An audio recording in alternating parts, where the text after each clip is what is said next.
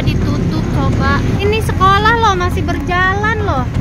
Gila, bener-bener gila. Jalanannya ditutup loh. Gimana anak-anak mau masuk? Ini jalanannya, jalanan masuk ke sekolah seperti ini. Ya Allah Rabbi, Allahu Akbar. Yang kecil aja itu gang dibikinin, kenapa sekolah nggak dibikinin? Kan heran. Jangan nyasar, ini saya sudah berapa kali bilang kok apa aja pekerjanya. Tapi sudah berapa kali jalankan dan PUPR nggak ada juga tanggapan. Karena apa? Ya ini sekolahnya sudah kayak jalanan. Ih, sekolahannya mau digusur ya, butuh bantuan nggak? Ada yang ngomong seperti itu. Terus anak-anaknya juga, ih ntar numpang sedih nggak? Anak-anak nangis loh mas, kayak gitu. Pak Bu, bener aku masih pengen sekolah di SD Pondok Cina 1.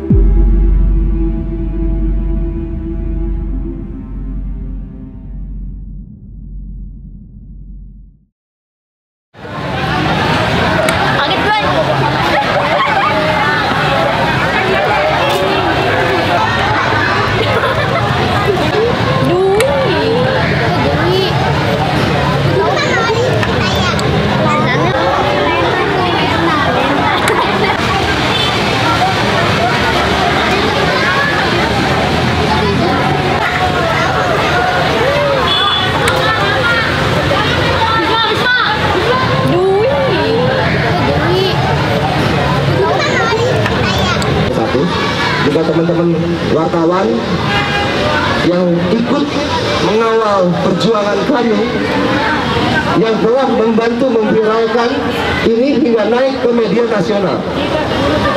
Saya berterima kasih kepada wartawan. Juga ibu-ibu, semua siap berjuang ya ibu-ibu?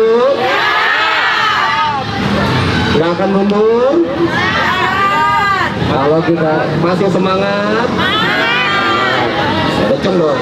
Oke, hari ini kita sebenarnya menanti apa yang telah disampaikan oleh anggota Dewan hasil rapat di Komisi D yang sudah mengeluarkan resolusi untuk memberikan tenaga pengajar di SDN 01 Pondok Cina.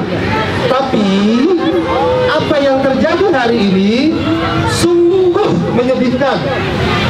Sungguh menyedihkan ibu-ibu. Anak-anak kita belajar tanpa guru. Anak-anak kita belajar tanpa pembimbing. Apa yang terjadi di Kota Depok? Apa yang terjadi di pendidikan di Kota Depok? Miris. Andai kata Pak Nadiem Makarim tahu, saya ingin berbicara pada Pak Nadiem Makarim.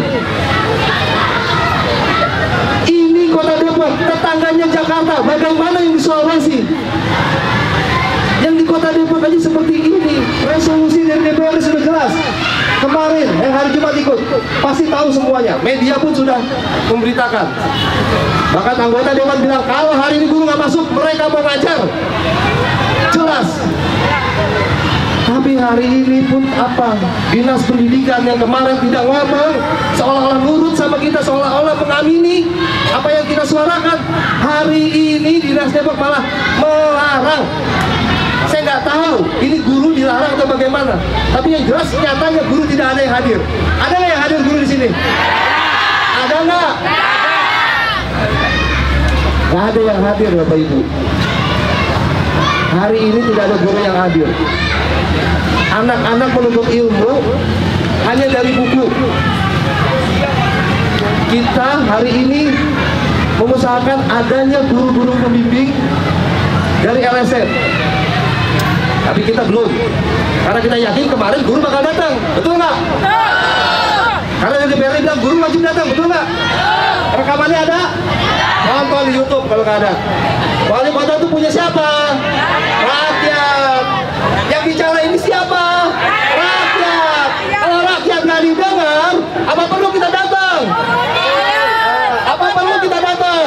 Sudah berjuang. Kita tidak bisa menyalahkan guru. Iya, kita menyalahkan guru. Ya, kita nggak menyalahkan guru. Tapi kita bersama dulu. Saya sedih. Kenapa omongan kita tidak didengar kemarin setelah rapat hari Jumat?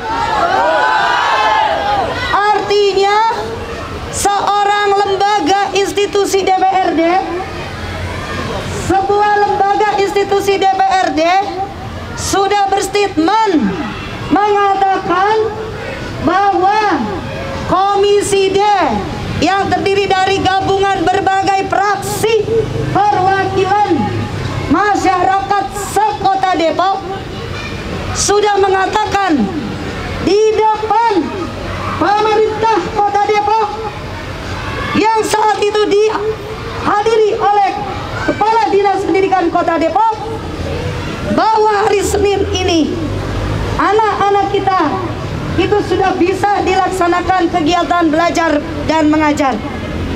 Kenapa? Pernyataan kita Komisi D yang berbagai fraksi hadir untuk menyuarakan hati masyarakat tidak didengar. Artinya pemerintah akan berhadapan dengan kita jika pemerintah dalam hal ini Dinas Pendidikan Kota Depok.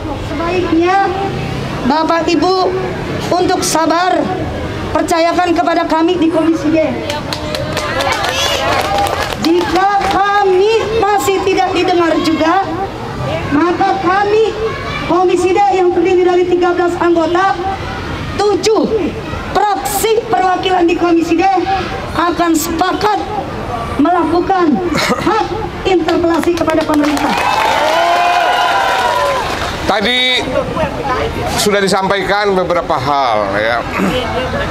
Bagi saya atau bagi kita semua sebetulnya yang jadi soal penting hari ini adalah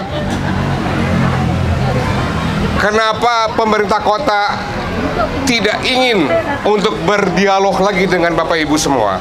Ada kepentingan. Ya. Yang saya ingin ingatkan adalah ya, mungkin lewat teman-teman media supaya warga Kota Depok juga dengar bahwa aset pemerintah kota bukan milik pemerintah kota. Ya. Seluruh aset pemerintah kota yang ada di Depok adalah milik warga dan rakyat Depok. Setuju ya? Kita secara konstitusional menitipkan, memandatkan, nih aset warga kota Depok, lu atur, lu bikin kebijakannya, buat siapa? Buat sebesar-besarnya kemakmuran warga Depok. Betul? Salah satu syarat kemakmuran adalah pendidikan. Ya. Jadi hari ini pemerintah kota kita memperagakan sikap seolah-olah aset ini milik mereka. Bukan. Aset ini milik warga kota. Ketika warga kota tidak setuju, ketika warga kota berselisih, maka menjadi tugas dan tanggung jawab pemerintah kota untuk berdialog. Ini anggaran 2023. Kenapa buru-buru? Masih banyak waktu untuk mengajak Bapak Ibu makan siang, betul nggak? Makan siang dulu, ngobrol. Ya. Ini buru-buru, kayak kebelet. Ada kepentingan. Ya. Nah, ini yang ingin kita ingatkan. Nih, Komisi D ini akan bersurat kepada wali kota. Sampai ini. Saya sampaikan ya. Jadi Bapak Ibu ya, saya mau mengingatkan lagi. Tadi Ketua Komisi D sudah menyampaikan kita akan memperjuangkan sampai titik darah penghabisan. Okay?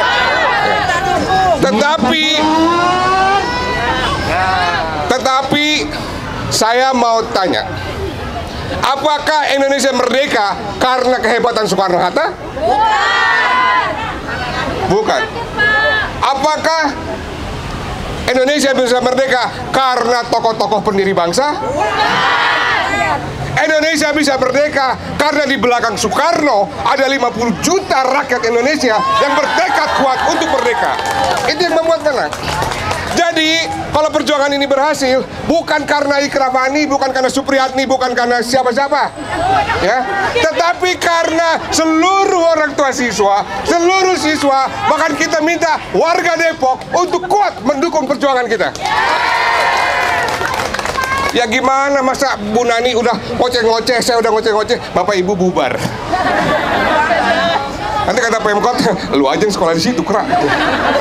Orang yang lainnya udah berpindah kok, gitu. Ngapa jadi lu yang tambeng, gitu, ya kan?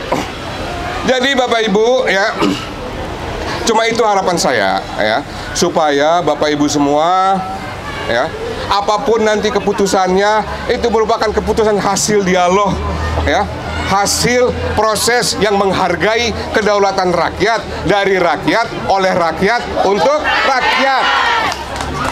Kenapa ini bukan milik pemerintah kota, milik rakyat? Karena semuanya tadi itu dari, oleh, untuk rakyat. Hargai prinsip itu. Ada di dalam konstitusi kita, ada di dalam undang-undang dasar kita, ya. Nah, sekarang ini kadang enggak dipaksa pindah sana pindah sini, padahal melanggar peraturan menteri. Tidak boleh 2 shift loh sekolah. Nah, kemarin kita udah omongin di Komisi D, ya, keputusan ini bisa melanggar peraturan yang di atasnya. Tapi ternyata kan kepala batu. Jadi jalan-jalan ke pasar baru, beli baju buat pembantu, anak-anak sekolah tanpa guru karena pemerintah kotanya kepala batu. Ini akan dibangun 2023, bukan pakai duit Pemkot, pakai duitnya Pemprov, ya, duit pemerintah provinsi, yang sebagian pajaknya juga diambil dari warga kota Depok. Oke, maka kalau nggak didengerin, kita ngomong sama Pak Gubernur. Kurang lagi ke presiden. Nanti bilang kayak Pak Gubernur, kan? Nggak didengar lagi. Gua mah kagak urusan mau Pemkot kita ngotot di sini, lu jangan kasih duitnya. Ini kan amsyong. Emang mau pakai duitnya Pak Wali kan nggak mau. Nah, itu bisa kita lakukan itu. Ya. Kecuali pemerintah kota mau datang ke sini, dialog dengan Bapak Ibu, bernegosiasi, baru kita pikir yang lain, betul nggak? Ini diajak ngobrolnya susah banget. Diajak ngobrol sama yang punya aset, kan punya ibu ini. Iya, punya publik ini, bukan punya Pemkot.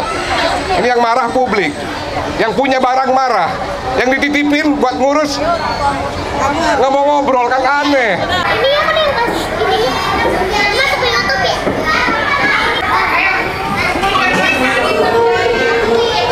Iya sayang. Fidel. Fidel kelas berapa sih? 2A. Kelas 2A. Hari ini belajar nggak sih? Belajar. Siapa yang ngajar? Mama. Orang tua. Ya, orang tua. Kenapa? Oh, yang ngajar orang tua? Karena gurunya nggak ada. Kemana gurunya? Gurunya di SD 5. Kan kalian mau direlokasi ya? Mau nggak sih dipindah? Nggak mau. Kenapa? Jauh. Terus udah lama di sini. Udah nyaman di sini ya? Udah. Ibu guru datang nggak? Enggak. Kenapa ibu guru nggak datang? Di SD 5. Oh. Kan katanya kamu mau direlokasi ya? Mau dipindah? Mau nggak dipindah? Enggak. Kenapa? Nggak mau. Kenapa nggak mau? Jauh. Oh jauh. Pak Gubernur, aku masih pengen sekolah di SD Pondok Cina 1.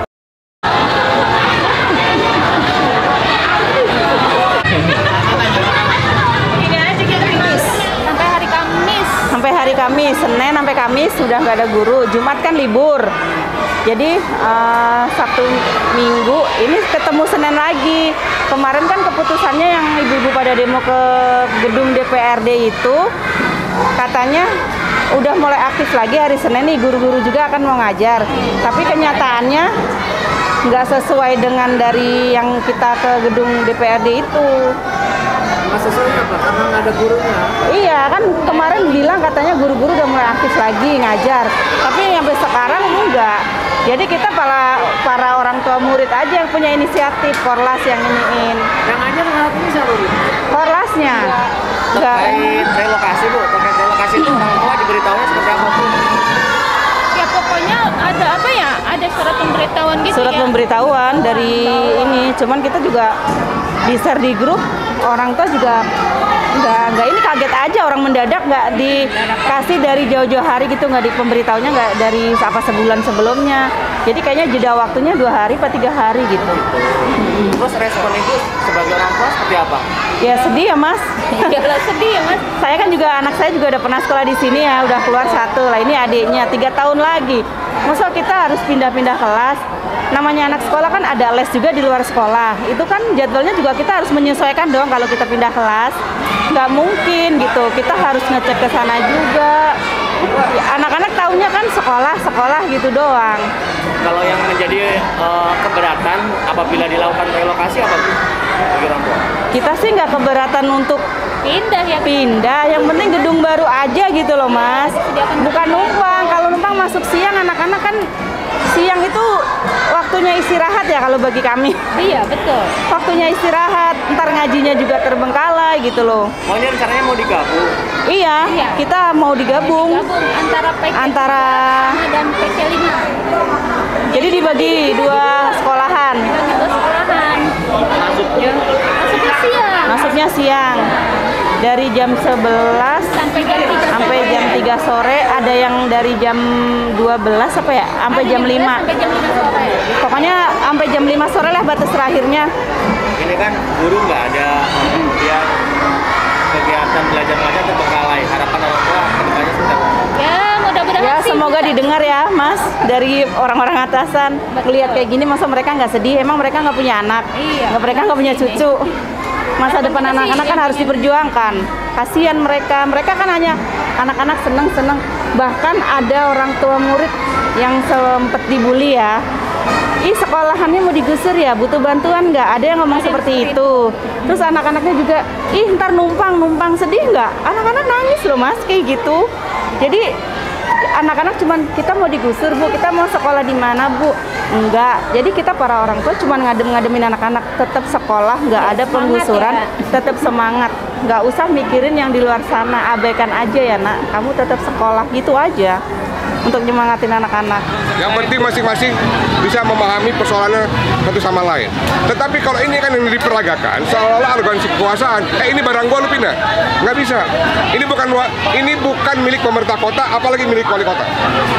Ini milik warga kota Depok. Terkait guru Bang, hari ini tidak mengajar itu tanggapannya seperti apa? Apa? Guru ya, yang tidak mengajar hari ini. Ya, guru tidak mengajar karena guru diperintahkan oleh pemerintah kota sebagai orang yang mempekerjakan mereka, gitu loh. Ya, tadi saya lihat kok beberapa video call gurunya menangis kalau lihat situasi siswanya di sini. Tetapi dia nggak bisa menghindar, gitu loh. Ya. Jadi inilah ketika kekuasaan nggak mau merendahkan dirinya terhadap si pemberi mandat, ya kayak begini, gitu loh. Harusnya dia merendah diri kan. Saya memang pemerintah kota, tapi kan dia dapat mandat dari warganya. Ya harusnya dia merendahkan diri ke sini, gitu. Nah itu yang sangat kami sesalkan. Yang terakhir adalah sebetulnya ini adalah SD terlama di Kota Depok. Dulunya ini sekolah rakyat. Sejak zaman kolonial, ini bangunan ini sudah ada, SD ini sudah ada. Maka ini adalah bukti sejarah, saksi sejarah kolonialisme masuk kepada Republik sampai ke pembentukan Kota Depok. Nah, kalau bagi saya pribadi harusnya ini dulu dicagar budaya karena memiliki nilai sejarah.